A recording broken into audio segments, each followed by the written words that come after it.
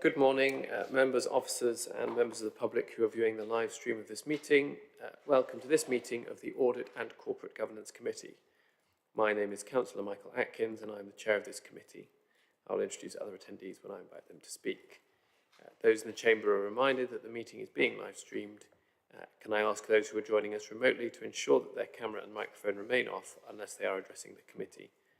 For those of us present in the room, please ensure your microphone is close to you and speak clearly when addressing the room. Item 1 on our agenda is apologies for absence. Patrick, are there any apologies for absence today? Yes, Chair. Councillor Bunty Waters is here in place of Councillor Graham Cohen. Apologies. Bunty's full-time member of the committee. I wasn't certain the situation as to why I didn't say Councillor Cohen had given his apologies, but thank you for the clarification. Councillor Graham Cohen has been replaced by Councillor Bunty Waters on the committee. Thank you, and I understand Councillor Redrup is substituting for Councillor Sandford, is that correct? Thank you, and welcome Councillor Waters to the committee. We're very glad to have you with us. Item 2 is declarations of interest. Do any members have any interest to declare in relation to any item of business on the agenda? And if it becomes apparent later, please raise it at that point. Councillor Heather Williams. Thank you, Chair. I'm a member of the Greater Cambridge Partnership Assembly and it is referenced throughout the accounts. Thank you. And Councillor Stobart. Thank you, Chair. So I'm a board member for respectively the two investment partnerships, South Cambridgeshire Investment Partnership and also South Cambridgeshire Project. Now, I don't think they're referenced in the documents, but just in case, you know where I'm coming from. Thank you very much, Councillor Stobart. Item 3, minutes of the previous meeting. Do members have any suggested amendments relating to the accuracy of the minutes for the meeting held on the 19th of March 2024? There being none, I move approval of these minutes as a true and accurate record. Committee in favour? Thank you. I'll sign those after the meeting. There are no questions received from members of the public, so we will slightly reorder the rest of the agenda just to make sure that we do everything in the strict and proper order. So we will now go to the published item 8, which is the annual governance statement. So we will bring that to the top and then we will proceed with the rest of the agenda as outlined. Agenda item 8 is the annual governance statement and local code of governance. It needs to be approved before we can agree the statement of accounts. Please can Mr. Tully present this report? Thank you.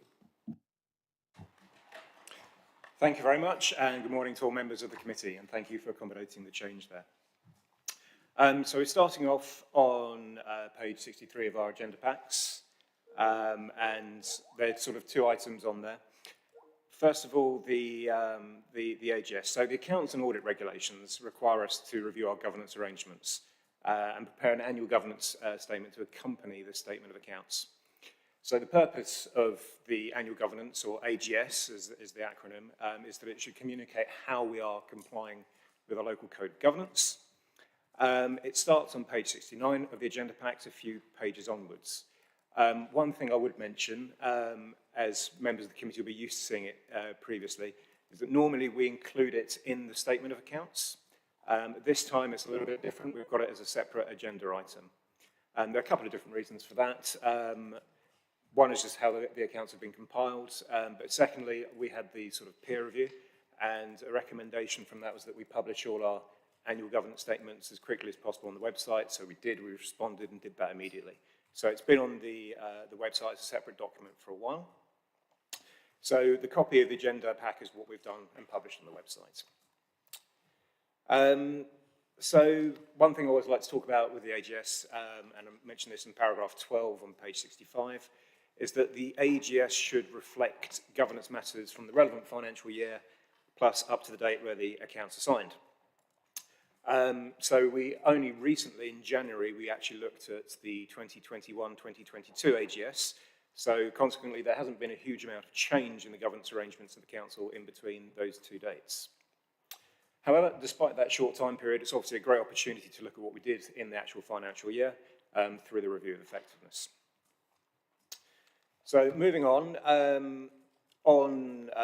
section 17 on page 65, what just to mention is that if we do have any material governance changes arising between now and the actual date that the statement of accounts are finally concluded, we may need to record that and update the AGS if they are material and relevant. So, for example, you'll see in there that where it spans multiple years, we make reference to the best value notice and also impact of significant global events in the documents.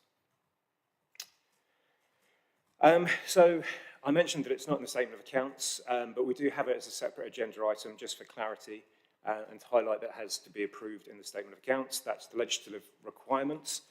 So with your approval, hopefully we can progress and move on to the statement of accounts afterwards. It needs to still be reviewed by the external auditors as part of their work. I've highlighted on page 65 and paragraph 18 about the backlog, which we're all quite aware of now. So we just need to wait and see how that progresses, but we're still expecting to see a final report, I think, in some formats. And again, as a highlight, just if they identify anything material, we might want to reflect and update that. If that was the case, it's unlikely, it hasn't really happened in previous years, we would inform the committee. So looking at the AGS itself, probably a lot of you are quite familiar with it, but just to cover some of the key points. On page 73, we highlight roles and responsibilities. That's an important part of the document to communicate all the different committees that make up the governance structure. On page 76, we've got a page which references the challenges to local authority governance. And as I highlighted a moment ago, that sort of makes reference to sort of spanning multiple years. And that might seem a little bit odd for a document that's based on a financial year, but as I say, we have to reflect things up to the date the accounts are approved. The actual financial year itself is sort of covered in the review of effectiveness, which is on page 78.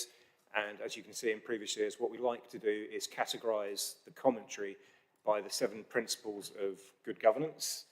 That just helps provide us with assurance that we're covering across all the 7 areas. And then we have, at the end of the document, it just moves on to the conclusion. And you'll probably all be quite familiar with it. It's similar as previous years. So the second item I was going to talk to you about today was the local code of governance. It is a document that we continually update and review.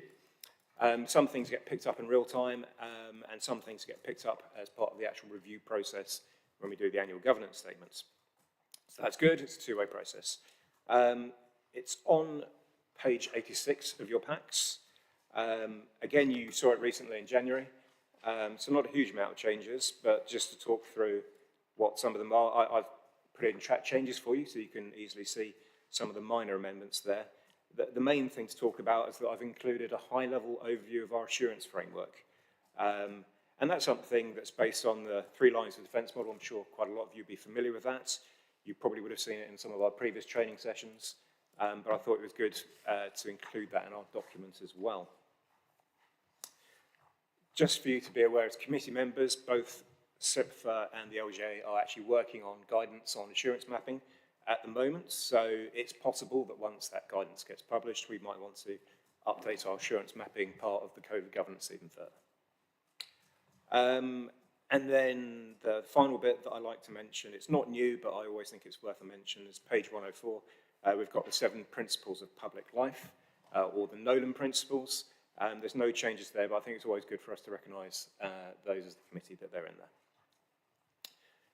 So, in summary, yes, the previous AGS for the previous financial year was just approved in January. It's not a huge amounts of change, but just for clarity, it needs to be reviewed and approved in advance of the statement of accounts, which is why we're bringing it today. So, I hope that makes sense, and happy for comments and questions from the committee. Thank you very much, Mr. Tully. Any questions? Councillor Heather Williams. Thank you, through yourself, Chair, to Mr. Tully for the track changes. Knows that's a pet ask of mine, so thank you very much for that. I just want to ask a question in relation to page 77, and it's the 3rd paragraph down, which states, our 4-day week trial is helping to deliver changes to services that have not been possible in the past, but doesn't reference any in particular. Now, a lot of the changes that have been referred to myself and previous questions are things like not having meetings on certain days or shorter meetings. Now, obviously, they are things that could be done with or without a trial. So why is that statement in there, and what evidence is there for that statement? Okay. I don't think the purpose of the AGS is to go into the specific details of the 4-day week trial. This page is to be sort of an overview and a summary of lots of things in the governance arrangement. So we're not going to get that detail in this paragraph of text, I don't think. But it is absolutely appropriate to reflect that we are doing the 4-day week trial. I think there probably are other reports and discussions going on within the council that probably address those items. Councillor Heather Williams. I appreciate the response that's been given and the situation as it stands. For me, the crux is the word helping. I completely agree with you that it should be reflected that there is a 4-day week trial going through in the annual governance statement. But on the basis that we haven't had the trial conclusions, and also there is a lot of debate around some of this, I don't know how the annual governance statement can actually come to the conclusion that it's helping to deliver things that were not possible. And that's the thing, because it might be that it's stimulated activity in a certain direction, but those things were possible beforehand.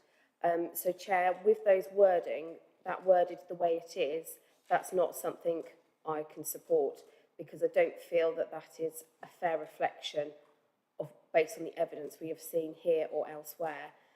If a different wording is proposed for that, for example, just noting that the council is doing a 4-day week trial, because as we also know, there are, and we'll hear later on in the agenda about the best value notice, you know, there's the word helping and not being possible. I mean, they are opinions as opposed to fact, and the annual governance is normally a factual process as opposed to one that is seen to sway one way or another.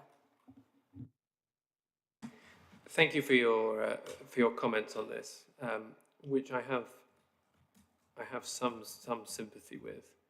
It's potentially a slightly difficult statement, I suppose, to justify in the context of this report. I wonder if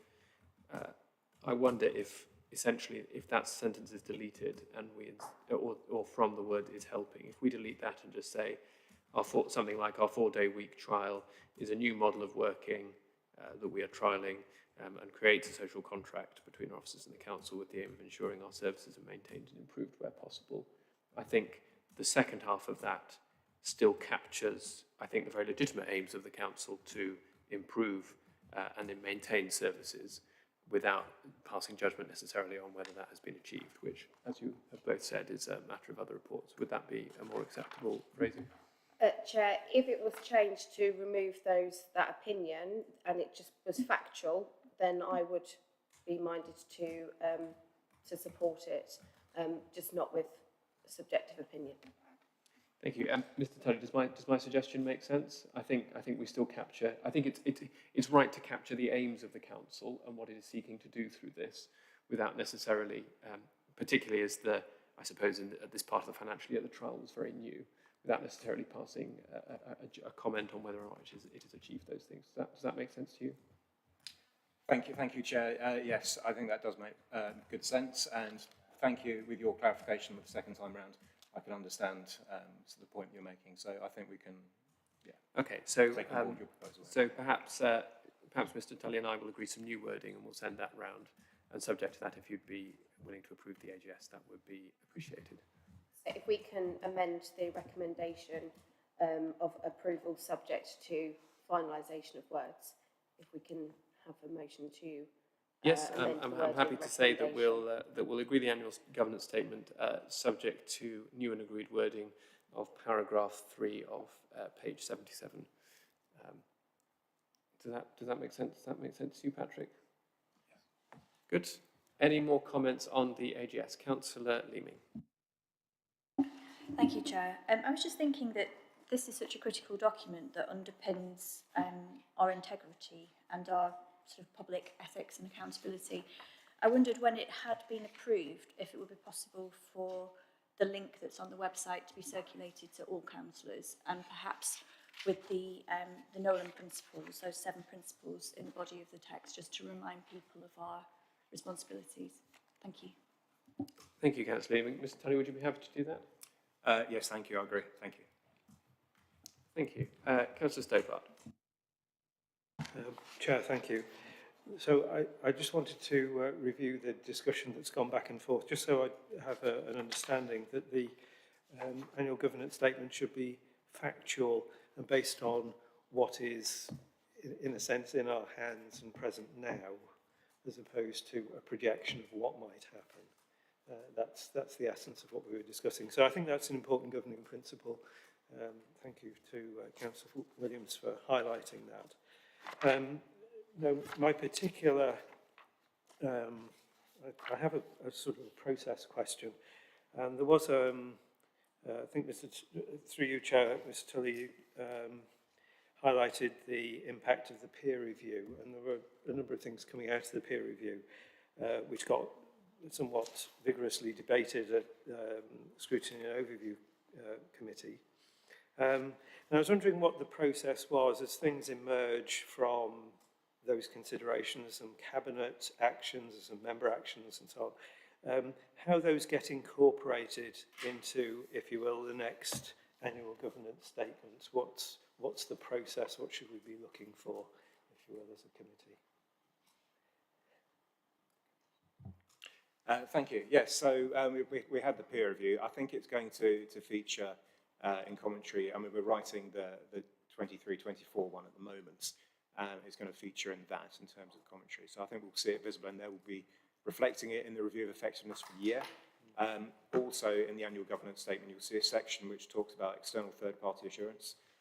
We'll reflect it in there as well. So that's where we'll see normal commentary from external audit or ombudsman or things like that. So it'll feature in that section. With the outcomes of peer review and the action plan, there of course is an action plan in place, but I would expect to see elements of that reflected, especially where it's relevant to the governance arrangements of the organisation and the council, featured in our action plan as well. We'll try and avoid duplication, because that's not very helpful. So we'll try and do a lot of cross-referencing where we can. But for sure, we'll see that featured in the AGS, I think, for the one we're writing at the moment. So if I might, just one further point. So I'm very much like the graphical presentation, page 103, and the 3 lines of risk, or 3 lines of defence against risks to the council. I was wondering just where scrutiny and overview fitted into this. So it could be a short paragraph of explanation, but I'm wondering if diagrammatically scrutiny and overview fits. And I could think of various ways, but...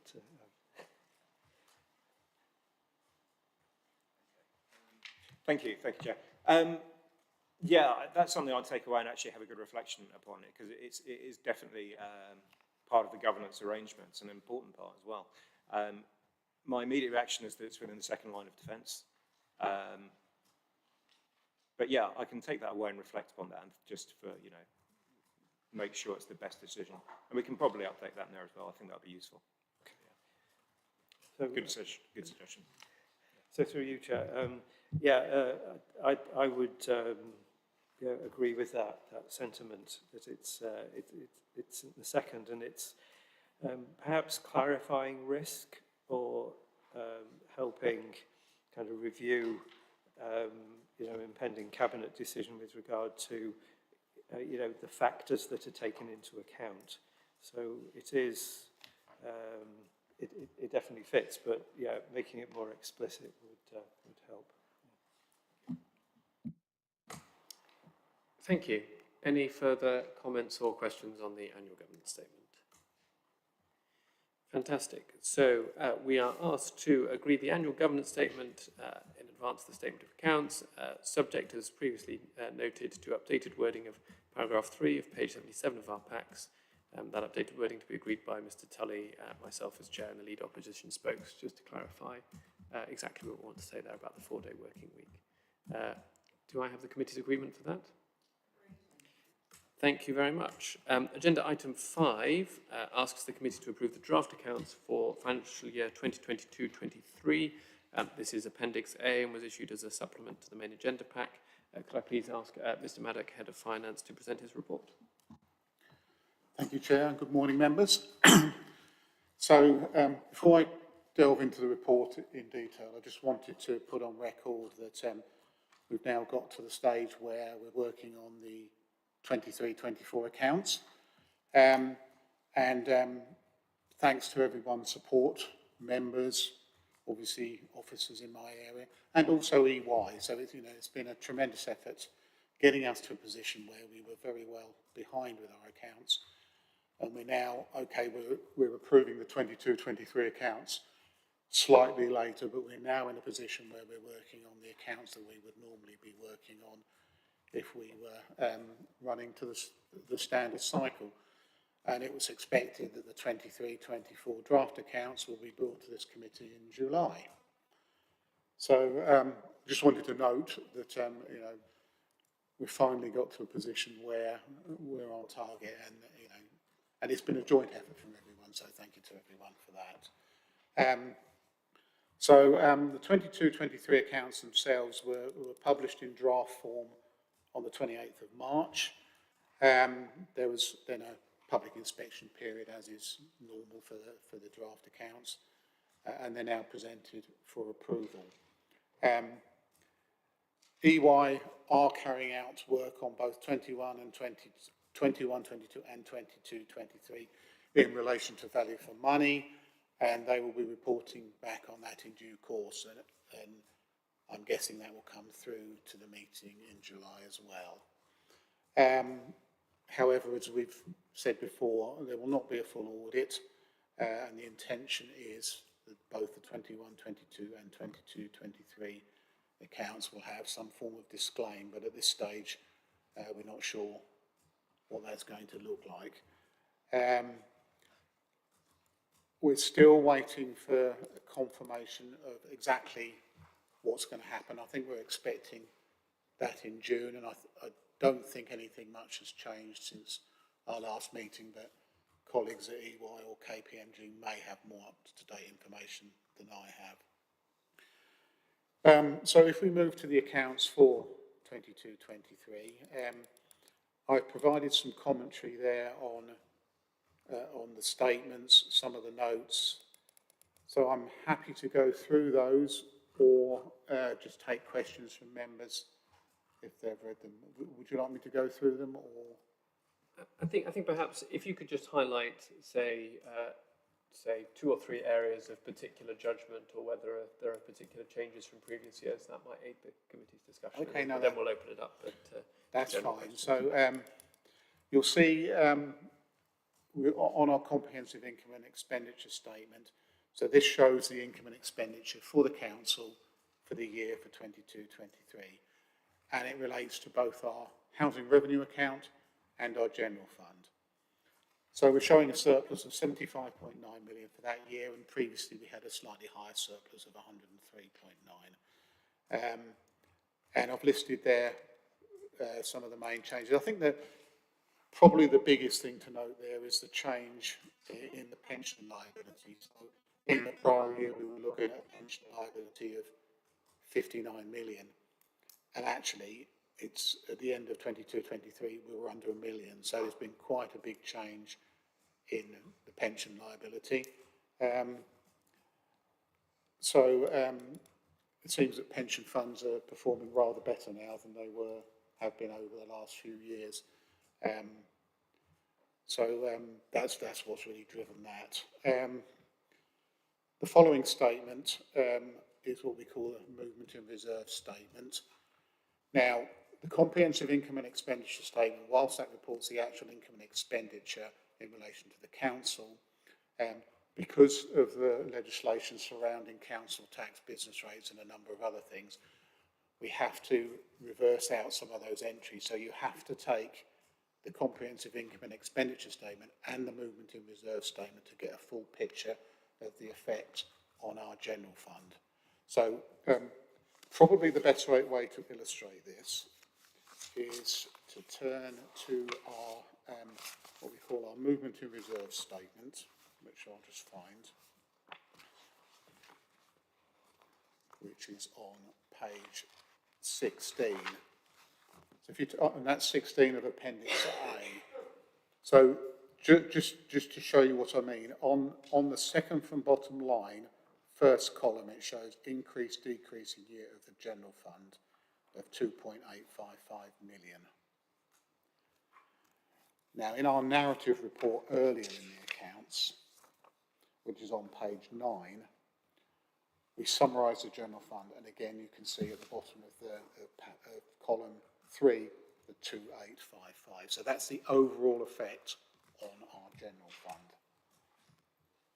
So that's effectively saying we've made a surplus of 2.855 million in that year.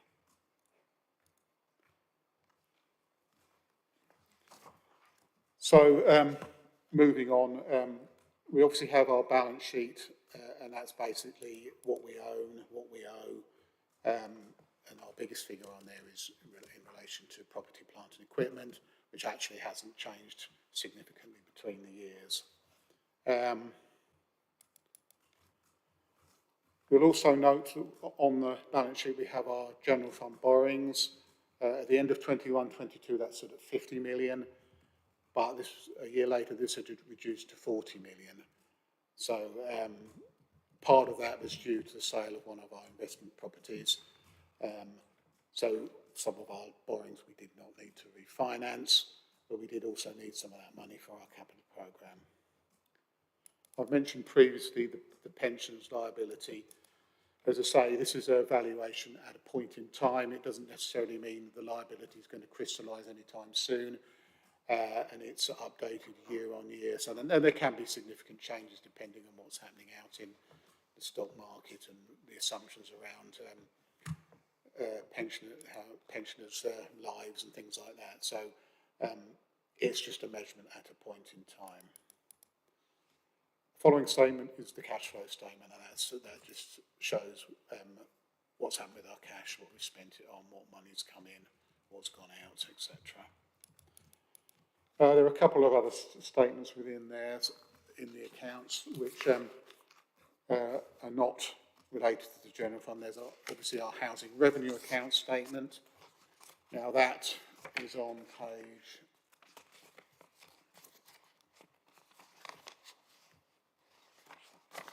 towards the end somewhere anyway. So our housing revenue account.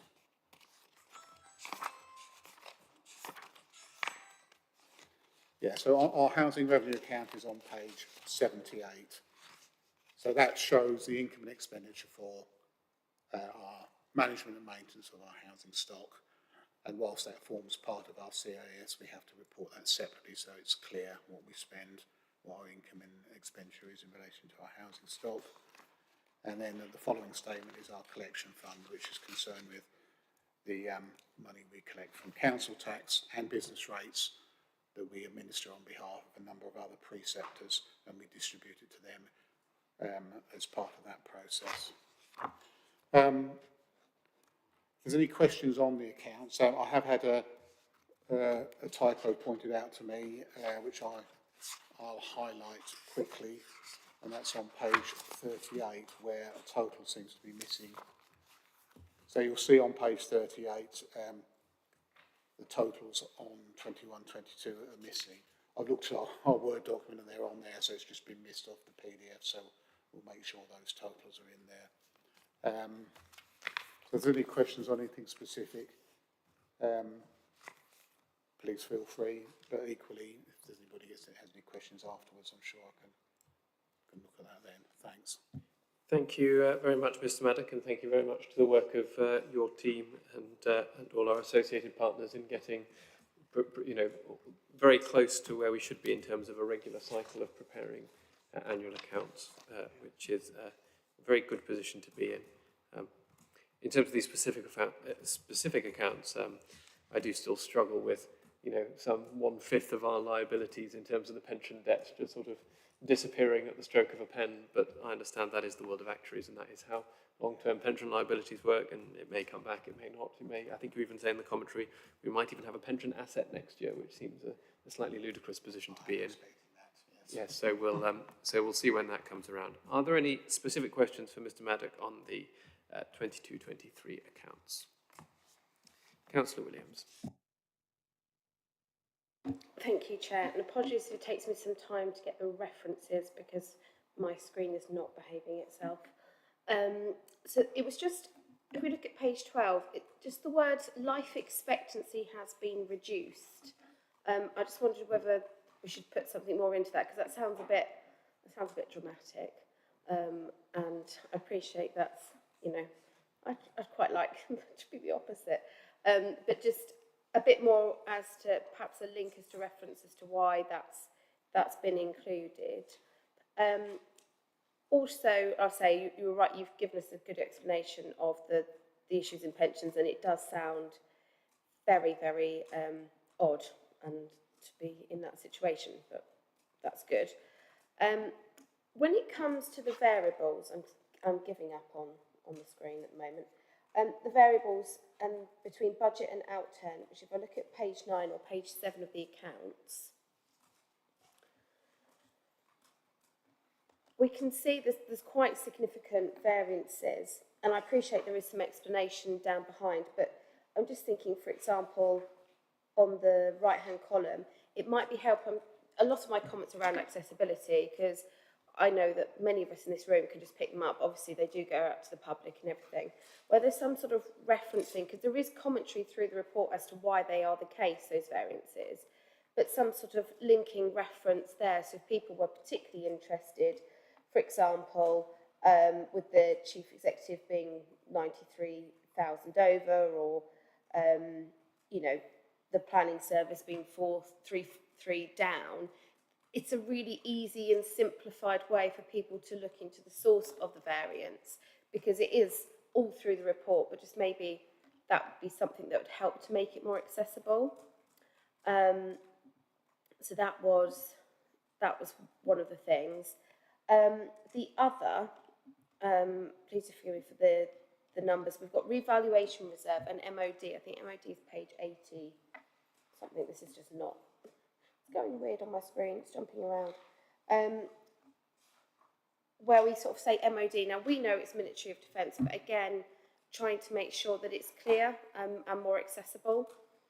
I think that would help, because at one place we've got revaluation reserve and then it's reval reserve.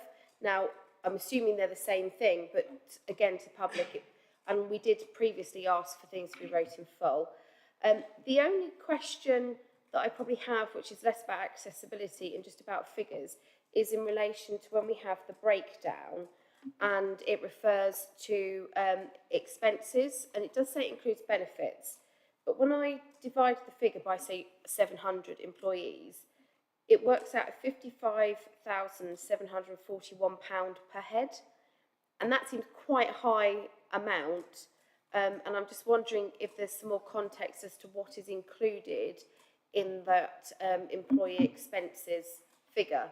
It might be salary as well, I don't know, but it's, when I read it, because it said including benefits, it sort of implied that it was more about expenses being returned, which I don't think is what it is. So again, it might just be a bit more explanation on that. I'm going to try and find the page for you. That's all right. I think so. I'm looking at page 36. So this is expenditure and funding by nature. So I would assume that employee expenses includes wages, NI, pension, the whole caboodle. That is what I was thinking. But because then it sort of says included benefits, it's whether somebody in the public would think that means that actually we're reclaiming those. They're expenses as people would see as an expense return, whereas I would rather than say staff costs or something. Yeah, I'd probably say employee costs, salary and benefits, rather than having employee expenses, because that sounds more like an expense return. And I think people would be going, or how many jollies are they on to be claiming back £55,000 each a year? So that was just not entirely clear. Yeah, so the head, sorry. So the heading there, employee expenses, is all employee-related expenses, so it does include salaries, NI. It also includes training. It'll also include, I think that the levy that we make to, what's the levy called? The apprenticeship levy, that's it. So that's in there, because that's so anything related to expenses to employees. So, yeah, I mean, the employee-related expenses description is a standard one that people use, but we don't actually have. We can probably use something that's a bit more specific and makes it a bit clearer. So no. If I can, Chair, I'm just thinking for members of the public looking at this. Yeah. And I have also found that the Reval Reserve is on page 55, and then you'll find MOD on page 80. I want to say 86, but I'm still trying to get it to scroll to that point. But yes, I think just things in full and more about explanations. Obviously, the accounts have been out for a while. Yes, thank you. Happy for Peter to make those changes. Could you just clarify? I couldn't find your reference to the life expectancy. Did you? That is paragraph 10, page 12. It says that estimated salaries, which is expected to have increased, life expectancy has been reduced, and the return on plan assets has increased. Which just fills out I think it needs to be more narrative. It fills out a kilter of the whole, we're all living longer, and then they see life expectancy reduced. And it's probably to do with the pensions and the investments, but I'm just saying again, people are going to see that and think we're expecting our staff to live shorter lives. Which probably wouldn't go down well. Yeah, and when he actually does the valuation, that's one of the factors they take into account. So if so again, I'm not entirely sure what the data is behind this, but presumably there's statistics that, for whatever reason, suggest maybe we're not. I don't know. It's one of those things, isn't it? It's one of the assumptions they use, that they always revisit it every year. Yeah, I just think that being clear about where the origin of this, and that we're not, because as well we also are responsible for other things. It might look like we've done some analysis that means the South Cams. I know it sounds, but you can easily see how that would come about. And 87 is where MOD is abbreviated. I can finally find the page. Thank you. Yeah, so happy for you, Mr. Maddock, just to go away and just tweak those little sections and expand those wordings. Yeah, okay, thanks for that. Are there any further comments or questions on the accounts? Councillor Leaming. Thank you, Chair. I'd like to ask this question of either Mr. Maddock or the lead cabinet member for this. Note 10 of the accounts, which is on page 40 of the appendix, it's also referred to in paragraph 5C in the notes in the agenda item 5, so that's page 12. So it mentions that there was a significant increase in the value of the council's investment property. When you have a look in the notes, you can see that there's been a significant increase in investment income, in investment properties, and changes in their fair value. I was wondering whether either Mr. Maddox or Councillor John Williams would be able to explain a little bit more about that, because it's significant. Thank you. I'll start with you, Mr. Maddock, and then I'll see if Councillor... Mr. Maddock? Yeah, so every year our investment properties are revalued by our valuers, and they take into account market conditions, a number of factors, and as part of their valuation they've come up with the fact that there's been an increase in value. So we're obviously looking at the period between 21-22 and 22-23, so quite clearly in their judgment there's been an increase in those values. I have got the detail behind that. I've not got it to hand, but I think there were particular properties that saw increases, particularly those on the Science Park, and the property we have in St Neots, I don't think saw much of an increase. So I think there is some sort of quite local factors that affect this, but I can certainly look into the detail to see exactly what the changes were. But that, again, as part of our process now where our values are obviously reassessing this again, and we will no doubt see a change. I'm not quite sure which way we'll see, but those figures are being put into our accounts as we speak.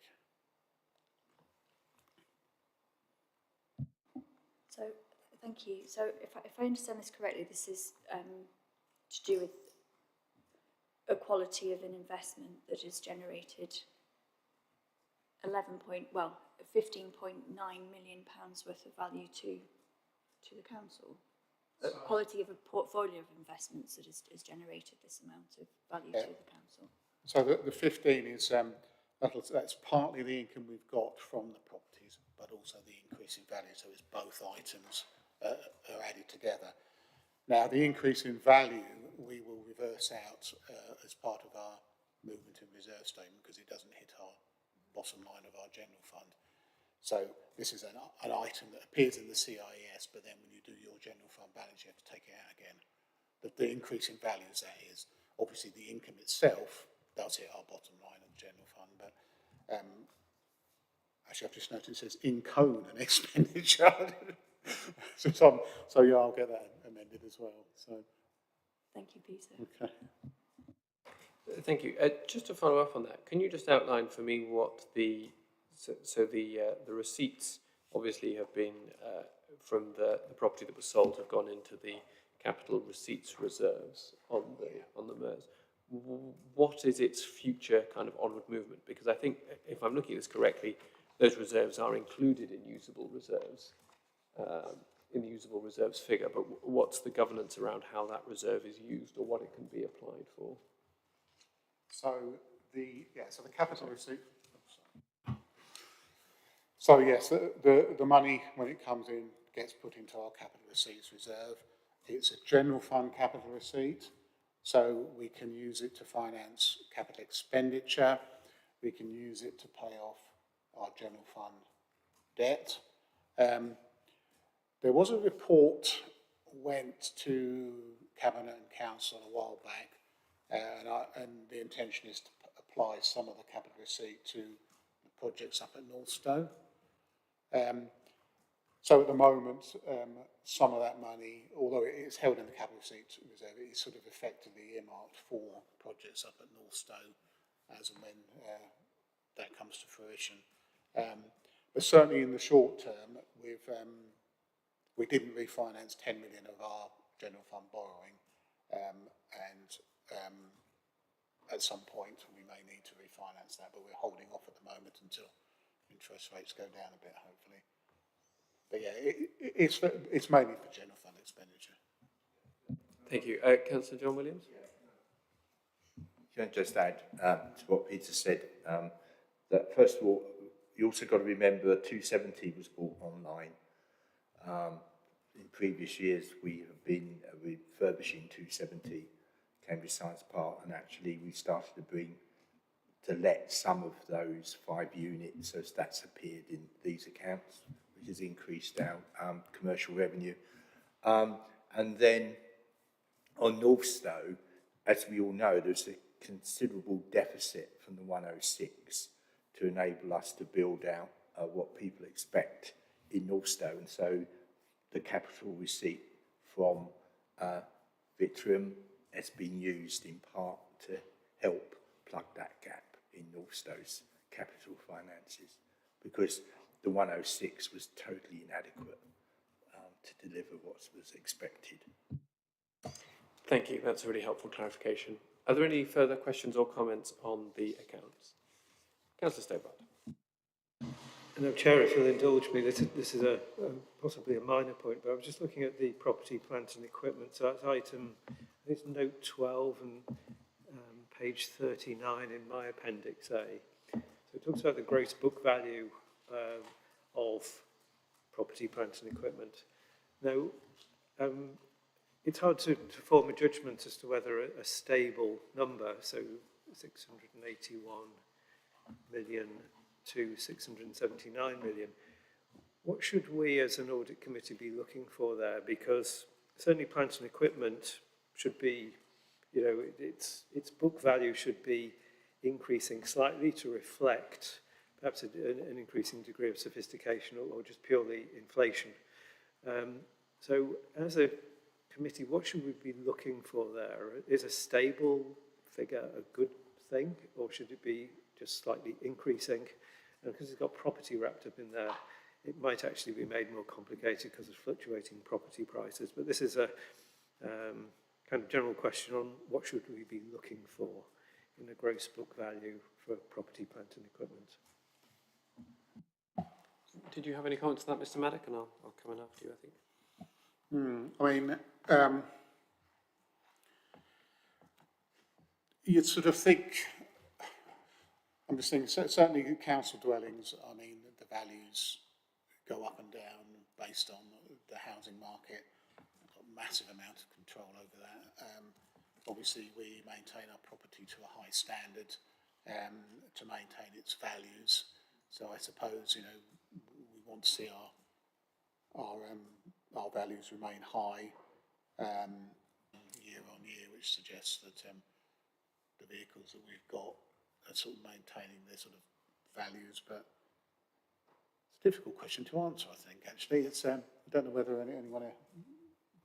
Yeah, I think the thing I'd highlight is it's good to see, particularly in terms of our council ambitions, that the assets under construction segment shows a kind of clear pathway of new kind of council homes being constructed and brought online. There's kind of both, there's kind of strong in and outflows that suggests that the council's ambition to keep renewing and replenishing our council stock is being carried out. That would be my highlight, I think, from this section. Chair, thank you.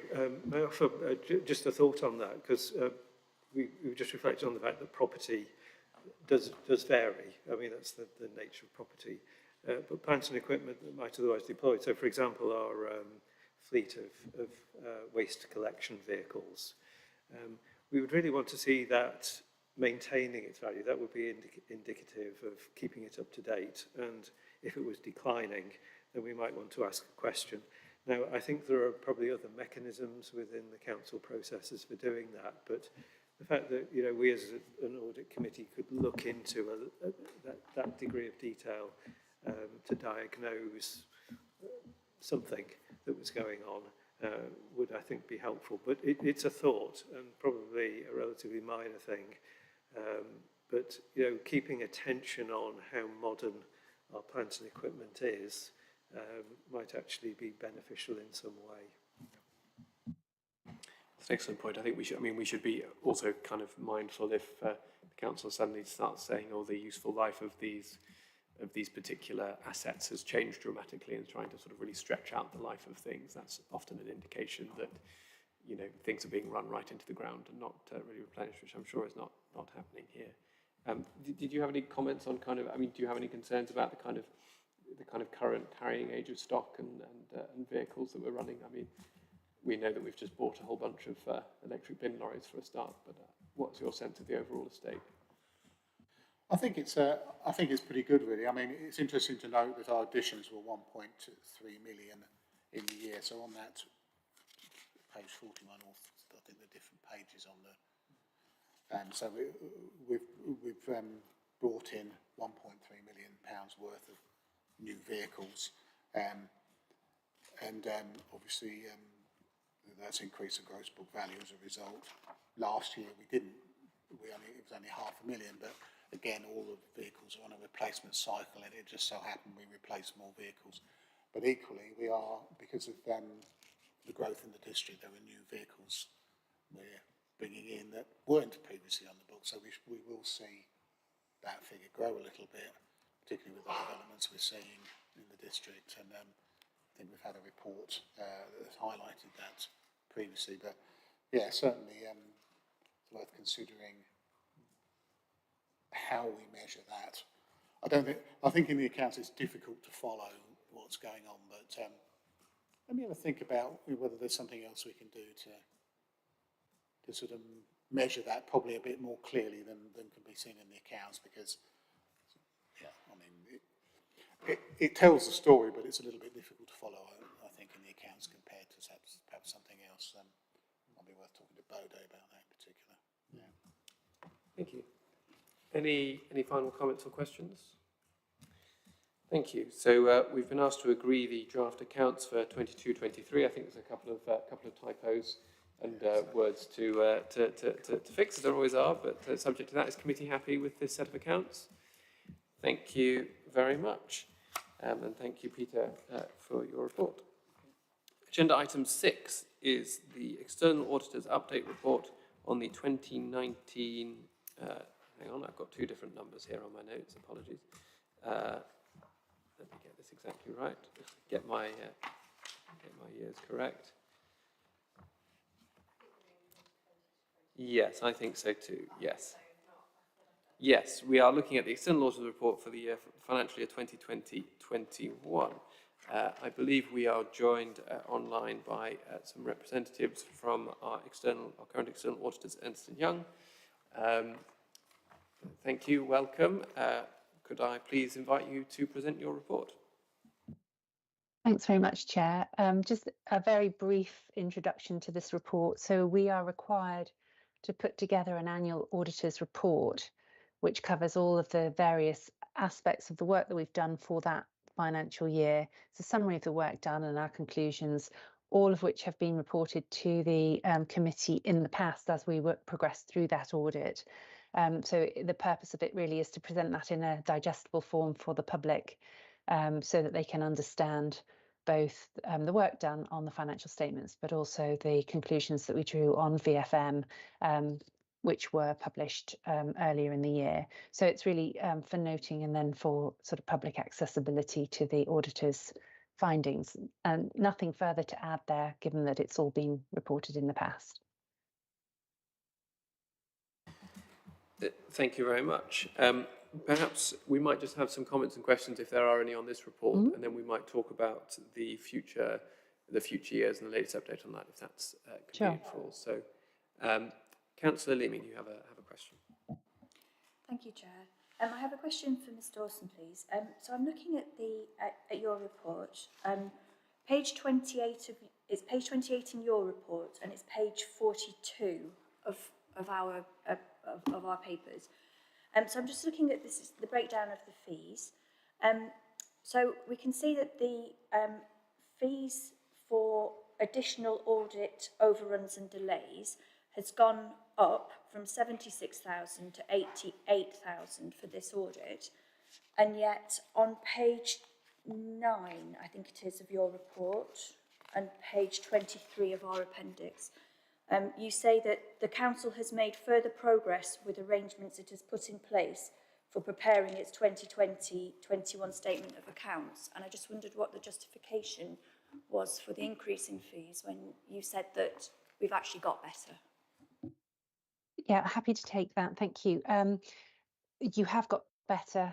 We were required to do somewhat less work. However, the PSAA's rates for additional work completed in 2021 went up by 25%. So actually that reduction in work is being masked by an increase in the fee rate for the additional work that we have submitted into PSAA. And that's why you see that slight change, which is unfortunate given that you've made such good progress. But that's why it's moved in the direction it has.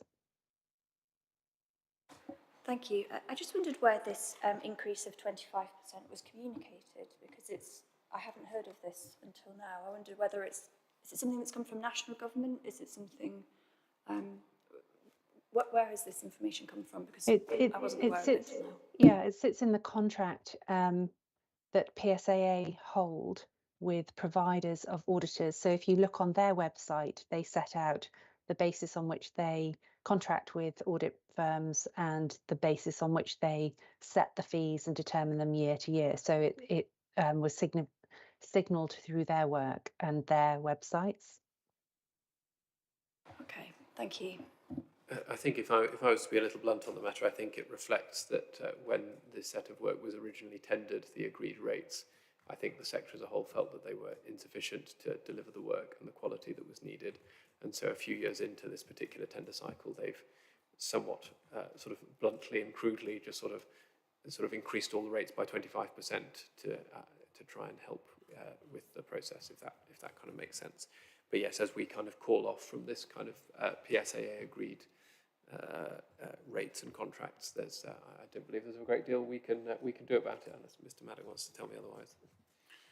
No, I'm not sure the PSAA communicated it particularly well, but I would tend to agree. I mean, if you'll see on that page, the scale fee is 40,000 for the standard audit. In my mind, that was, completely out of kilter with the real cost of carrying out an audit. So the fees were set at a ridiculously low level. So I think an increase of 25% is probably justifiable in principle, given that the rates were set so low. And also, I think EY would confirm that the amount of work they've been required to do has actually gone up as well since that scale fee was set. So, yeah, well, I don't think I'd say the PSAA set the fee will be subject. Obviously, the fee levels will go to the PSAA and go through their normal process, and we'll hear back at some point. But I think in principle, a scale fee of 40,000 was never adequate right from the off, really. Thank you. So these final proposed fees for 2020-21, so those haven't been looked at by the PSAA yet, and there could be changes as a result of that. I believe they've communicated recently with EY, so I think they might be looking at it now, but not entirely sure. Fantastic. Thank you. Are there any further comments or questions on this? Sorry, yes, Councillor Heather Williams. Thank you. Not by chance, I think Councillor Leeming and I are drawn to the same page. So some of this will be questions for officers and some for EY. First of all, with the valuation of investment properties, we can see there's an increase there. I take it we recharge that cost to those investments, or at least have an inclusion in that when we're looking at properties. So hopefully that will be part of that. Audit overruns and delays. So, Chair, if you allow me to have a response to this question before I then ask my next question. The increase of 25%, was that set for the 2020-21 accounts, or was that as of, the 1st of April 2022? I don't know, I'm just picking it out. Was it a set day, or was it with the accounting year? My understanding is it's related to the specific year of account which are being audited. So the fee rates so we would always have paid 25% more for any additional work on the 2020-2021 accounts, regardless of when the work was undertaken. Okay, thank you, Chair. So I appreciate what you're saying about the scale fee, but obviously the auditors did bid for the work, knowing what the fees were, and should have bidded in knowing that they would be able to do their work within that. And I very much hope that anybody, when they bid for work going forward, will look to see if it's worth their while rather than trying to incur charges elsewhere. So even taking off the 25% increase, the additional audit overruns and delays are substantial still. And I'm just wondering, with such improvement and the fact that I've sat here many times knowing that the delays are not at the fault of the authority or our officers, can we please be provided some more detail than just overruns and delays? I mean, do we get to see how many hours, what the cost, which delays, dates, times? Because it does feel that year after year we have this thrown at us, and it's just not satisfactory, Chair, at all, to say the least. So that is my view on that one. What backup, what evidence do we have that this is actually of our responsibility and not of EY's responsibility? Because in the past it's very much been both, but as has been noted, this improvement. My second question is probably more of officers. So on page 24, it refers to the evidence of significant weaknesses in proper arrangements for supporting statutory reporting requirements. And then it goes on to refer about training may be required to ensure changes are embedded effectively. I've obviously raised here about the concerns around training and time for training and that risk. Could we have an update as to how that's being looked into, and given that it's here as well, to make sure that if any training is needed, then we have the capacity to do it and the skills to do it. So yes, I think that is my main questions on this one. Thank you, Chair. Thank you, Councillor Williams. I'll come to you first, Mr. Madigan, is that all right? So first of all, just on the additional audit overruns and delays, I suppose the question would be, noting that this will obviously be looked at quite carefully by the PSAA, and that has changed things in the past. So are you comfortable with the level of detail that you've received as to the backing behind that kind of £88,000 additional fees? And then secondly, I think Councillor Williams' second question on, are you confident that the training has been embedded in the finance team to enable accounts to continue to be produced as promptly as they have been in the last, say, sort of 12 to 18 months? So EY have kindly provided a bit of detail behind the fees, and I did actually go through it with Mark. I think I'm probably satisfied that the fees are right and proper. It'll obviously be subject to whatever the PSAA decide. It's difficult to pin down much more detail. I'm not sure I particularly need any more detail at this stage, but we'll see what the PSAA come back with in due course. As regards to training, so we're actually in the process of doing some of this training now, because one of the issues in the past has been a lack of understanding perhaps in some of the team. So we've got a training programme, and it's partly aligned with the 23-24 accounts process. So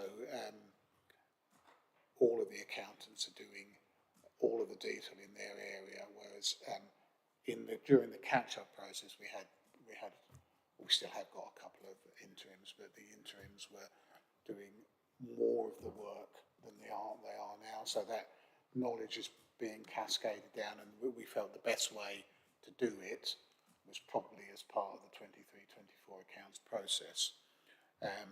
And I think that's going quite well. We had a restructure within the team, and I think it's fair to say that the structure we had before probably wasn't best placed to deliver this, and we've now got a dedicated final accounts coordinator role, which we've not had before. So whilst they won't be doing all of the work, they will be making sure that tasks are done in line with the accounts closure timetable. And also, key colleagues are having training on particular areas where they perhaps weren't as skilled as they might be. So I think I'm quite pleased with the way things have gone so far. I think we'll have, once we've got the 23-24 accounts ready in draft form, I think it'll be time to review. But I think whilst we're doing some training at the moment, I think there's probably further training, maybe some external training might be quite useful as well. So I think so far it's gone well. I don't think we're quite there yet with getting people fully up to speed. So I think we'll need to perhaps take stock once we've got the accounts done in draft form and see what gaps we still have, because I think there probably will still be a few gaps that we need to fill. Thank you for that. I'll come to you in just a second. Yes, I think it sounds like a lot of that is very positive. I think, my reflection on some of the difficulties of the last few years would be a kind of a real laser focus on single points of failure, and where kind of knowledge is concentrated in one individual, I think is perhaps where this authority has struggled in the past. But it sounds like, as I say, embedding our kind of full-time permanent staff in the work of the setting the accounts can only be a good thing. Councillor Heather Williams. Thank you, Chair. I appreciate the response to be given in relation to the Finance Department, but for me, one of the things over the years that I've observed is really, it's not just about the Finance Department understanding what audit is and what it requires. It's about the whole council and knowing, and every department knowing what is expected of them during an audit, or what is expected of them for preparation of an audit. So it's great what's going on with the finance team, and I know, and we can see from the reports, there's been significant progress there. But and it's not something that I particularly need an answer on right now. But I'm thinking more to Mr. Tully when he's looking at training in general.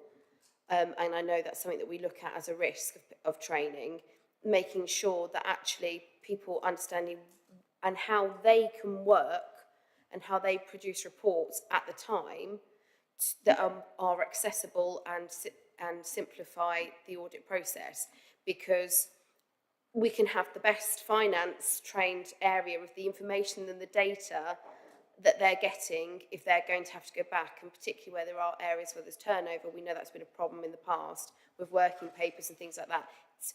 Audit is not just about finance department, it's got to be the whole authority.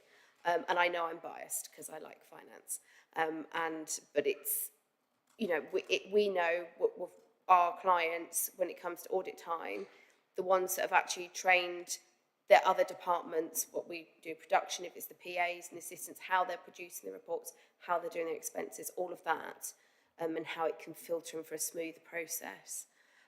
So a bit of a plea to it's not all on Mr. Maddox's department's responsibility, and hopefully others will hear me on that one that are in the room. Thank you, Councillor Williams. Yeah, if you want to respond, but thanks for that point, Councillor Williams. Fazana has been doing some work with other departments because I think it was an area of weakness, and certainly this final account cycle she has been doing some work, but I think it's ongoing work, and I think it's a point well made. You know, it is about the whole council, because you know, whilst we may have the expertise we need to put the accounts together, the information that comes into the accounts comes from other areas, because they're the people that are spending the money. So it's a point well made, and we are working on it. And I know Fazana's been talking to service areas over the last couple of months, but I think that's an ongoing process. So thanks for raising that. thank you. Mr. Tully, I think just very briefly, if you please. Yes, simply just say we do recognise it as a risk, and one of my colleagues, is actually looking at this risk at the moment. So thank you. We do recognise it. Thank you, that's a great reassurance. Any other comments on this before we turn to the exciting and unknown future that is the next couple of months? Councillor Stobart. Could I just underline the significance of that discussion about data exchange and data handling in the council? I know there's been some emphasis placed on quality of data for lots of purposes, but I think one of the things that team could look at is the ease of data exchange within the council. I know we had a discussion, I think began scrutiny and overview, where we were talking about housing data availability. And of course, one of the comments there was the incompatibility, which required some translation process, which is inevitably, you know, running a risk of errors. So, yeah, that maybe is setting the atmosphere for, you know, a development of data handling, which takes us to another level and takes some risk out of the process as well. So, just a comment on that discussion. Thank you, much appreciated.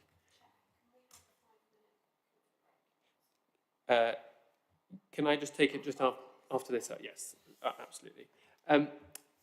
So can we just turn briefly, Mr. Dawson and Mr. Russell, to your plans for the next 6 months and what the latest we know as to how the years, I'm going to get this right, 2021-22 and 2022-23 will be tackled? Yes, absolutely. So as you said earlier, and I think Peter also alluded to, we are currently updating our work on the value for money arrangements for 21-22 and 22-23. And those, the intention is that we bring our interim report on those arrangements to the committee in July.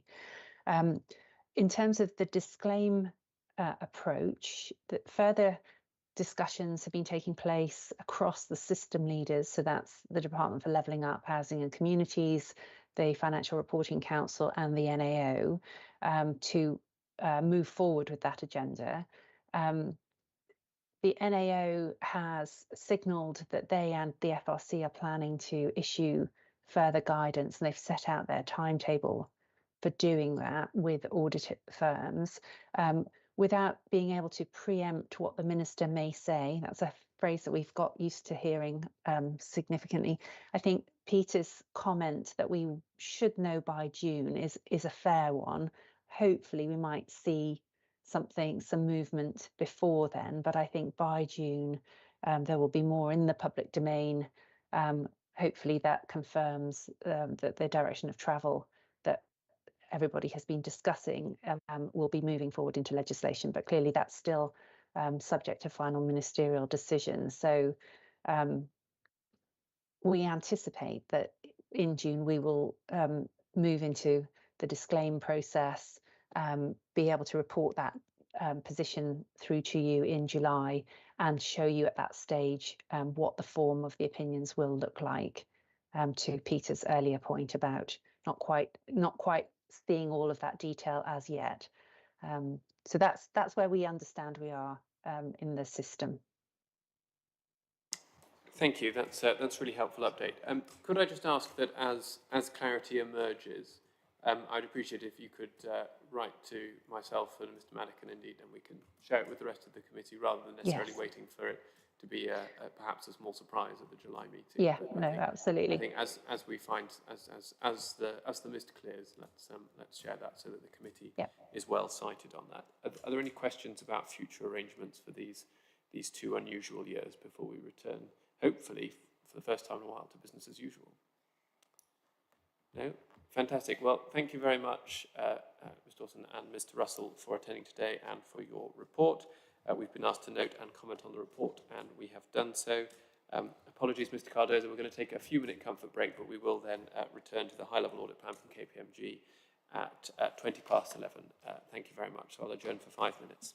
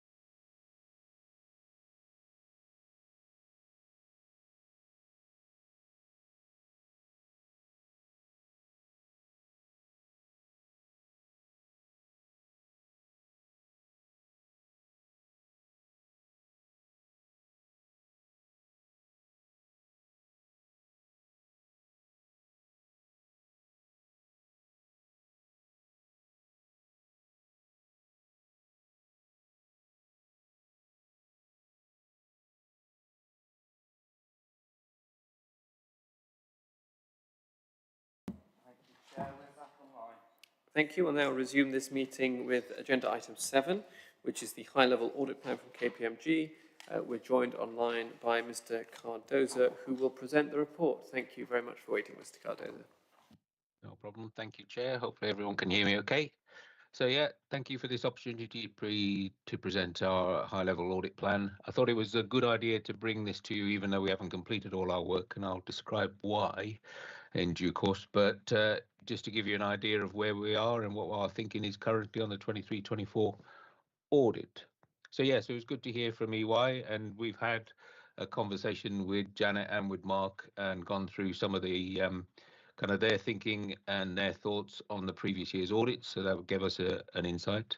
We've had lots of meetings with Peter, Fazana, James and Sanjeev as part of our planning for this work, and also looked through the internal audit reports.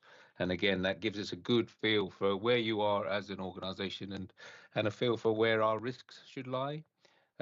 You won't be surprised to know that the risks that EY saw on significant risks are similar to the ones that we are seeing as well.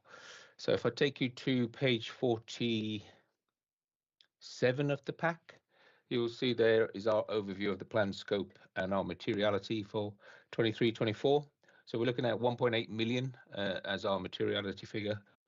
That's 2% of expenditure, so that's at a lower end of what we would look at, and that reflects the fact that this is our first year with yourselves, and as we get to know you better, we may increase that, we may not, depending on what we find, but that's a reflection of that risk that we currently see. Anything over £90,500, though, we will report back to you as those charged with governance. So if there's a corrected or uncorrected audit misstatement, we'll show you that as part of our reporting. Again, in terms of the control environment, like I said, we've been going through that with Peter and his team and going through the discussions, obviously, with your previous auditors as well.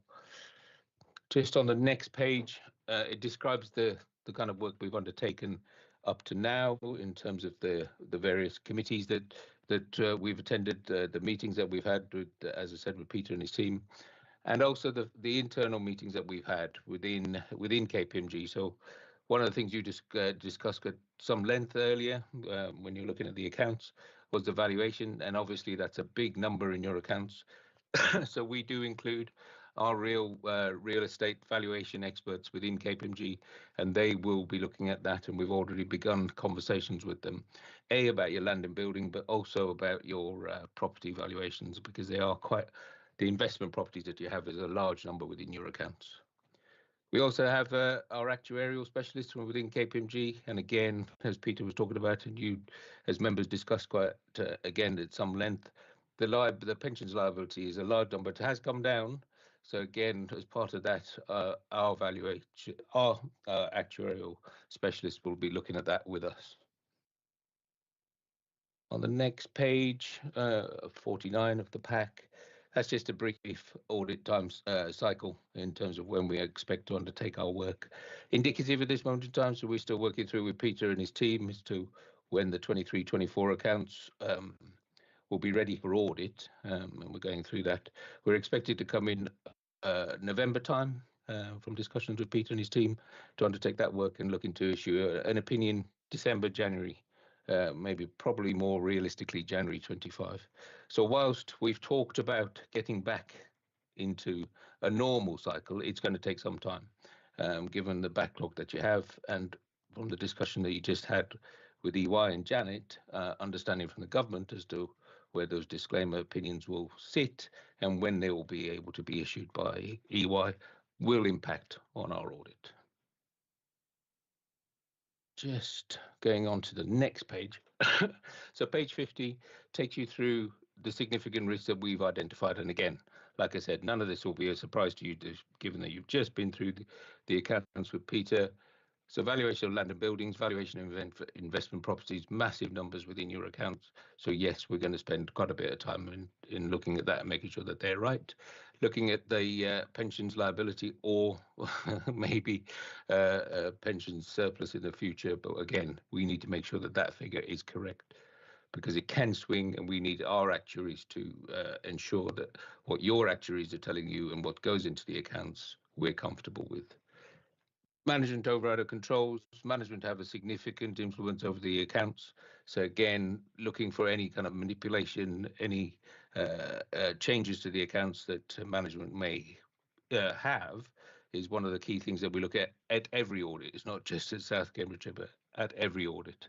And expenditure recognition, again, similar issues in terms of whether that is being recognised correctly in the right period at the right times is a key issue for all audits that we're looking at. The other audit risk area that we'll consider is the preparation of group accounts. And again, because this is a moving target in terms of who are you including within your group accounts. And again, we had a conversation just yesterday with Fazana and the team, and understanding which partnerships you have is key to that understanding. The value for money is an ongoing piece of work. We have issued quite a detailed questionnaire to South Cambridgeshire, and that's taking some time for it to be completed, which is why this piece of our work is delayed. We hope to bring this back as a final risk assessment at the July Audit Committee. The next pages just take you through the mandatory reporting that we have to go through. I won't go through that in any detail. The following pages, just on pages 54 onwards, take you through what we look at as part of our value for money work, so financial sustainability, governance, and the 3 E's. But again, like I said, we haven't been able to complete that work, so we're still waiting for the information back from South Cambridgeshire. Page 57 just has our lovely photos as we had previously in terms of myself, Debbie and Shania and the main onshore team, but we also have an audit manager based in India who is helping us on the audit, and he's working with me on 3 other local government audits. So again, in terms of resilience and sustainability of the audit team, we have that built in. The next page, important to yourselves, the fees. So on page 58, you can see that the statutory scale fee is 165,000. Now, I know you discussed that previously, and it was set at 40,000 for the previous contract.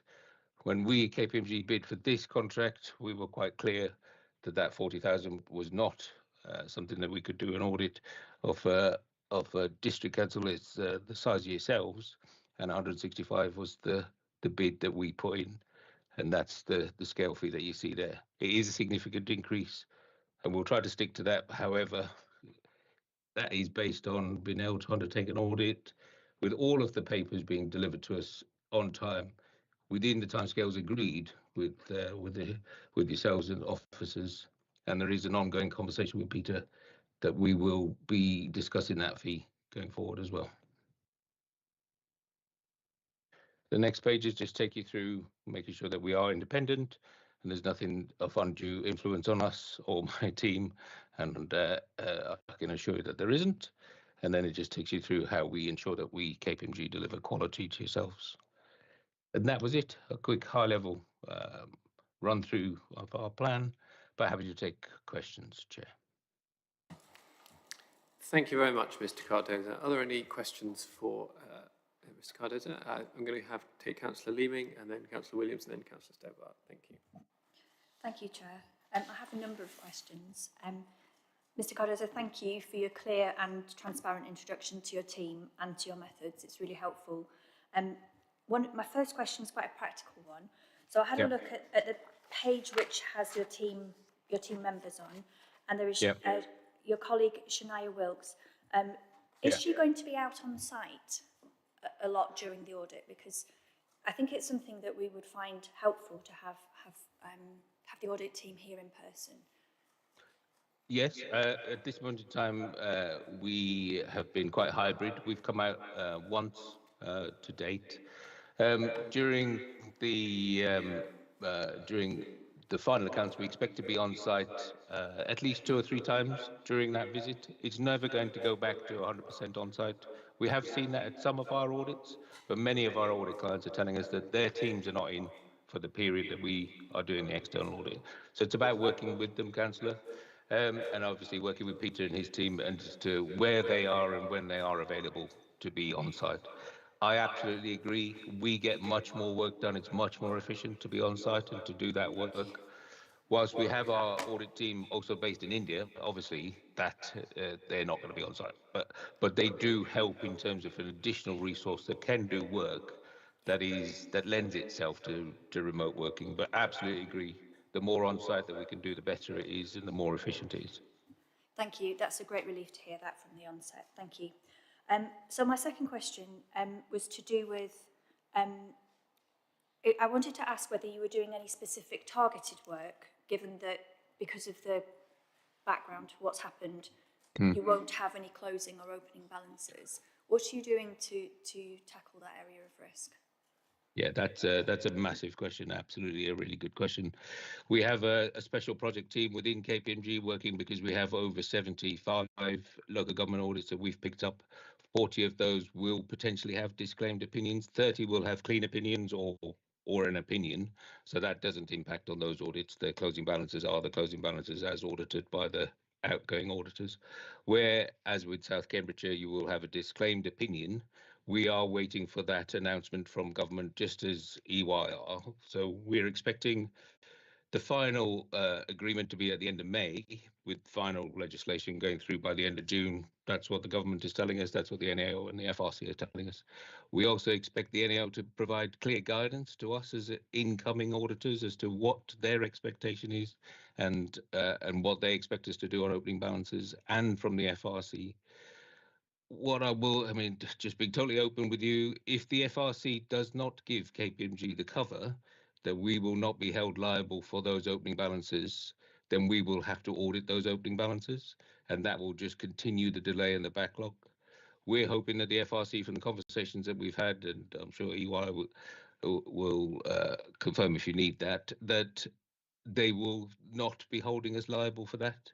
That does mean that where we can do audits of your balances that we can audit in year, so debtors, creditors, etc. That's an audit that we will do in year. With land and building, for example, the valuation, you get 100% valuation of your HRA. You get 100% valuation of your property, investment property. So that's great. So that valuation that we'll have.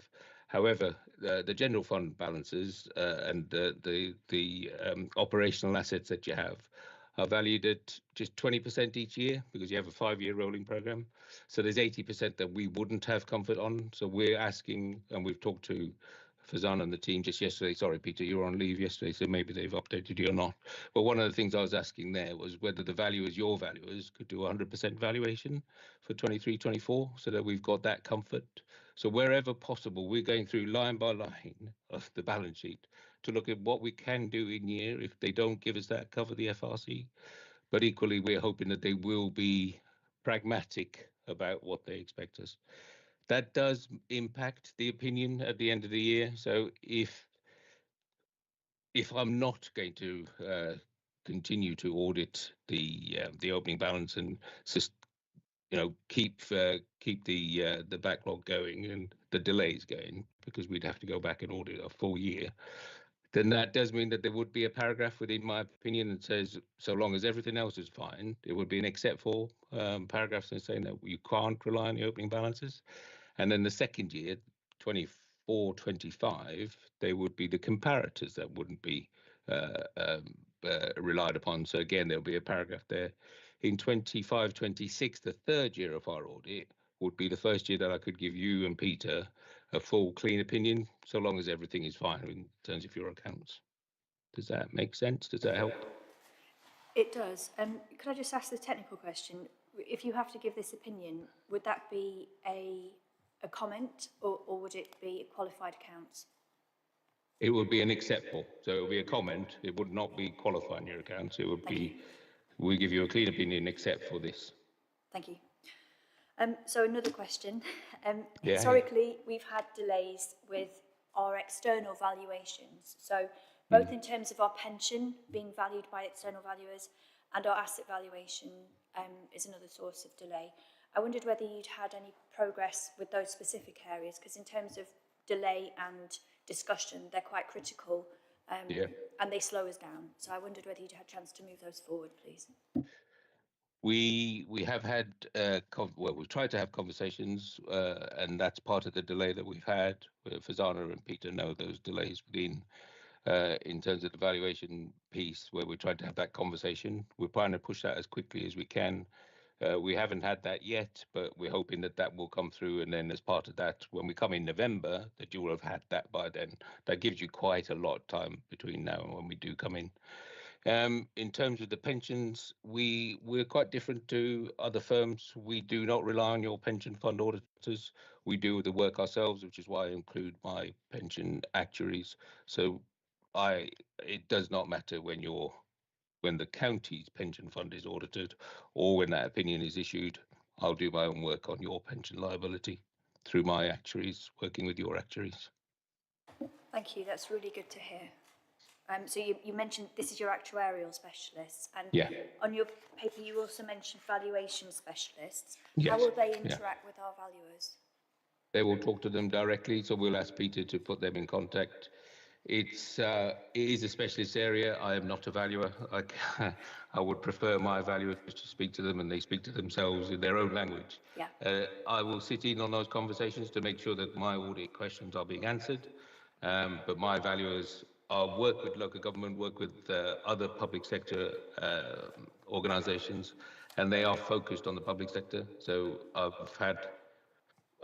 we're doing the NHS audit at this moment in time, and I sit in on those meetings that when they're going through the NHS estate valuers questions and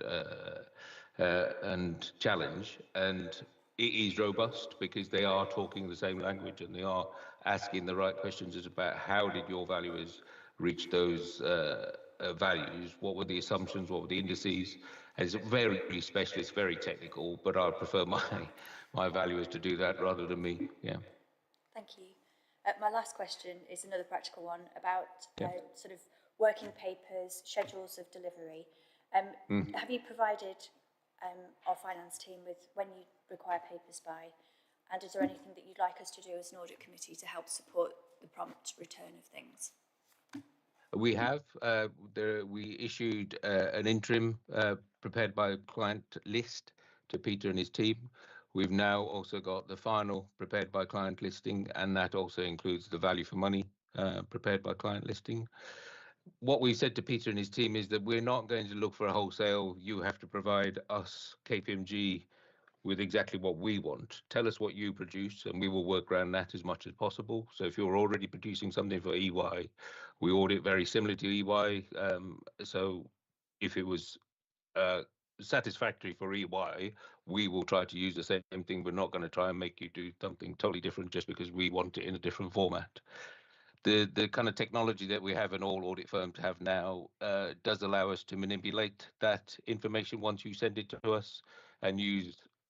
It's not quite AI, but it's very sophisticated technological kind of solutions that help us interrogate and challenge the information provided to us on a whole scale, so we can look at whole populations rather than samples. We'll still do sample testing of journals, etc., but we'll always do that. But we'll also do the whole of your payroll. We'll look at that and we'll be able to look at exceptions. So we have shared that with Peter. There have been some delays, and that's part of the conversation having with Peter now, because you've had the backlog, you're dealing with that, you're dealing with your budget, and then you're having to deal with two sets of auditors. I absolutely understand that. But there were timings that we kind of agreed and then they slipped. So there is an additional cost to that. We're trying to minimize that as much as possible. And as always, we're talking to Peter right at the front and telling him exactly where those delays are. And when we can share those kind of delays, we'll go through that with yourselves in detail as well. Just as EY have laid out in their ISA 260, the additional costs that they've incurred, we will lay out as clearly and as in much detail as possible as well. Thank you, Mr. Cardoso, for answering all my questions, and it's very nice That's to right. meet you online. Thank you. Okay, thanks. Thank you, Councillor Leaming. Some very important questions to address there. Councillor Williams. Thank you, Chair. So very encouraging to hear about coming in person, because I completely agree. It's just a nightmare if we haven't got people on site. It just doesn't work. But it'd also be nice to see you here at committee as well. We've met you in person once, and it's lovely to see you online, but I do think as well that does help with and I think back to when we had Suresh through EY, and we would actually have workshops with the external auditors. I think we did have one here with officers. I can't remember if that was Suresh that did that, but it feels like those things that we used to have sort of back in sort of 2018 to when I was first elected were really beneficial for everybody, and actually as an audit committee gave us a bit more, not agency, but a little bit more involvement and understanding and trying to help come up with solutions. So I'm wondering if that's something that you would be open to, and if officers can arrange to have those workshops again, just to understand and see how we can all support each other. I know we had one, but I think, you know, we've had some problems, but this is a fresh start, isn't it? So let's try and get off on the right foot. And I think, so that sounds, you're nodding, so I'm hoping that means you're agreeable. Just very quickly, Councillor, so absolutely agree. And I would have been there in person. We have over 100 NHS audits to do at this moment in time. So we get those in, the accounts come in at the end of April, and we have till the middle of June to sign those off. So it is literally every minute counts I had, and I just didn't have the time to drive down and then drive back today. Otherwise, I will always be present in person, either myself or the manager. That's very good to hear. Thank you. And I hear what you're saying. I was going to say about you mentioned the delays. Just to hope that's been communicated fully, and perhaps officers might like to respond. And then just on page 49, I'm going to make. I think it's a typo, but I just want to make sure that I haven't come across a new term of veil for money. I'm assuming that is value for money. It sounded a bit like unveiling. I thought, oh, that's new. Apologies. Yes, it should be value. In case you're using that graphic long term, you might want to change that. Thank you, Chair. Thank you, Councillor Williams. A nice reminder that we do read papers quite carefully in this committee. So there's an early warning shot for our incoming auditors. Thank you very much. Councillor Stobart. Mr. Cardoza, thank you. Well, welcome from me, and thank you for your presentation. I like the visual style of your introductory note here. It's really just a point of detail, page 50, significant risks, and I was looking at the graphic on the right. The question is this generic to public bodies, to district councils? How much have you customised this to our particular circumstances? And can it be a help as we proceed through the process, just to kind of at a high level set the agenda for where we should be looking? Yeah, no, this is not generic. It is something that we produce specifically for each audited body that we produce this for. What we'd like to show on an ongoing basis is how those risks either move, stay in the same place, either up or down. So again, from your point of view, that those charged with governance, you can actually see that where we see the risk increasing or decreasing, etc., over time. But yeah, happy to work on that. Thank you, sir. If I can just interject while we're looking at this, you mentioned for significant risk 5 expenditure recognition. And you seem to be saying from your comments that this was it was sort of a question of kind of cut-off and appropriate kind of timing recognition. Yeah. Does it also include, expensing and capitalisation and that set of things, or is it really, or are you very focused on the kind of cut-off issue in that significant risk? No, it does include those issues as well, Chair. And part of that would be looking at things like REFCUS, would be looking at where you've used capital monies or if people have used capital monies for revenue expenditure, etc. So we do look at that, yeah. Thank you, that's a good note. Sorry to interrupt, Councillor Stobart. Chair, no, that's great. I think visual is good and dynamic, and giving us access to a kind of high-level view of the process. I think also good. So I welcome this, but also the comments from Mr. Cardoza. Thank you very much. Are there any final comments or questions on this report? So we've been asked to note and comment on the report. Thank you very much for presenting it, Mr. Cardoza. We look forward to seeing you at future meetings, and good luck with your remaining audits in a busy time. Thank you very much. Thank you very much. Finally, agenda item 9 is matters of topical interest. This is an opportunity for officers, auditors and any members of the committee to raise any matters of topical interest. I have been asked by the monitoring officer, Mr. Murphy, if he could make a short statement, and I'd like to invite him to do so first, and then we'll turn to any other matters. Thank you, Chair. Good morning, good morning to members, officers, and members of the public watching this meeting. Thank you for the opportunity. I just have a quick matter of information to update the committee about concerning the best value notice that the council received last week. By way of quick background, of course, members will recall that the government issued a best value notice to this council in November 2023. Concerning the ongoing then 4-day week trial, and in simple terms, the requirement of the council was to voluntarily provide information, data to the government on an ongoing basis during the 6 months covered by the best value notice. That best value notice went to an extraordinary council meeting on the 21st of November, and the outcome was that the council did agree to voluntarily cooperate and provide that data. That's background. Early May, that best notice expired, and last Wednesday, the 8th of May, another best value notice was issued to the council, and within hours, I know that was circulated to all members. So all members of the council have had sight of that best value notice on the day it was received. Within the best value notice, and I have it on another screen next to me, in the final paragraph, the notice does encourage the council to share a copy with full council and the audit committee. Notwithstanding that, on one level, as members of audit committee, you've already had sight of the best value notice through that email.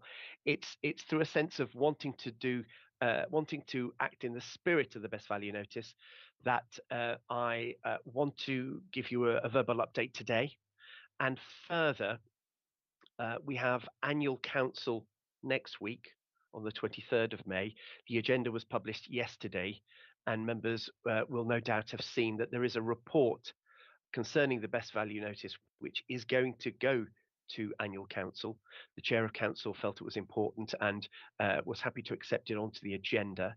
So there will be a forum for debate for members at next council, which is Thursday next week. Beyond that, Chair, I wasn't going to impart any further information. I think it's fairly clear what I've covered there. But notwithstanding, there is a council debate concerning the report next week. If there are any questions, I'll be happy to assist. Thank you, Mr. Murphy. I'm happy to open the floor to any questions of clarification of Mr. Murphy. I would much prefer this committee not to get drawn into the merits or otherwise of the policy in question, or indeed any particular views we may or may not have on the best value notice itself. It's particularly as that will receive a full, open and no doubt widely reported debate next week. But if there are any questions of clarification only for Mr. Murphy, I'm happy to take them.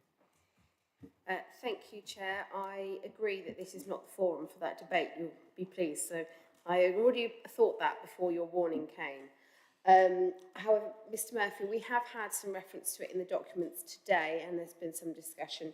And I'm particularly looking at page 24 of our report for the value for money where it's referenced. And I do hope that the reports such as this will be included if it hasn't been already for council. Yes, will the report to council make reference to the what the auditors have said about this? Well, the report for council has already been published, but I can certainly go in, have a think and reflect on today's comments and see whether we can add those or reflect those in the debate at council, which of course will be minuted, so there will be a record of things. Thank you. Any further comments or questions for Mr. Murphy on this item? Thank you. Thank you, Mr. Murphy, for once again drawing our attention to this best value notice, which, as you say, we all received and eagerly read last week. Are there any other matters of topical interest that anybody wishes to raise? Mr. Maddock? Yeah, just a couple of things to note. The advert for the independent member of this committee is out now. I have had one expression of interest, I guess is what you call it, from someone. Just an email, so I've emailed them back. So we haven't actually had any applications as such at this stage, as far as I know. The closing date, I'm trying to remember, I think it's the 27th of May. So I guess we'll be conducting interviews the following week, but we can have a chat about timings in relation to that. And hopefully we'll get some applicants. Thank you. Yes, it's quite possible the following week would be half term, so for many people, so we might punt it into the beginning of June, the first full week of June. Yes, okay, no, that makes sense. But yeah, we can certainly and we'll certainly consider how best to involve the committee in that appointment as well. Did you have anything else? Sorry. Yeah, the other thing was I think it was about this time last year we did the SIPFA toolkit exercise, and we were talking about possibly repeating that exercise. Potentially in the autumn, maybe, I don't know. Yes, Councillor Heather Williams. I would fully support that. And can we not have it on the same day as the by-election, if there's one? Because that's what I think we had a problem with attendance, and it was going to be repeated, and then it didn't get repeated. Yes, I think to be fair, we did. I think the meeting was scheduled before the by-election was called, but we could perhaps have rescheduled. I do take the point. Yes, I think an agreement from me as well that if we could hold that in the autumn, and if no one could resign or in another way step down from the council between now and then, that would be appreciated. Okay. Any more for any more? No, thank you. Thank you all very much for your attendance today. Thank you to members and to officers for presenting, and auditors indeed for presenting reports. The committee is due to meet next on Tuesday, the 16th of July at 10 a.m. I look forward to seeing you all at full council next week. In the meantime, thank you very much. I'll close the meeting at 11:54.